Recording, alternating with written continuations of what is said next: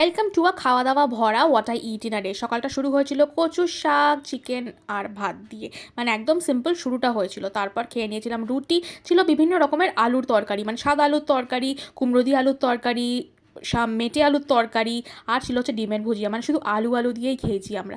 তো মন না ভরলে আমরা তো অন্য জায়গায় খাবার দাবার খুঁজে বেড়াই। তো কফি খেতে গেছিলো সবাই একটু। তো কফি নিয়েছিলাম, প্রজাপতি বিস্কিট নিয়েছিলাম, এই মাফিনটা হচ্ছে ট্রিপল চকলেট মাফিন, যেটা ভীষণ ভালো খেতে হয়। আর তারপর একটুখানি বৃষ্টি বৃষ্টি ওয়েদার ছিল বলে খাওয়া হয়েছিল হচ্ছে ম্যাগি। আর আমার আবার রাত্রেবেলা যাওয়ার ছিল আর্সালানে, কারণ আমার ফ্রেন্ডের বার্থডে ছিল। তো আমরা চলে গেছিলাম আর্সালান, নিয়েছিলাম chicken reshmi kebab. But as always আগের দিনও আমার কাবাবটা ভালো লাগেনি, আজকেও ভালো লাগেনি, কারণ কাবাব ওয়াজ নট ভেরি সফট, যেটা আমার মনে হলো। আর আমরা নিয়েছিলাম হচ্ছে স্পেশাল মাটন বিরিয়ানি, আলুটা এক্সট্রা নিয়েছিলাম কারণ ওটার উপর কম্প্রোমাইজ করা যাবে না।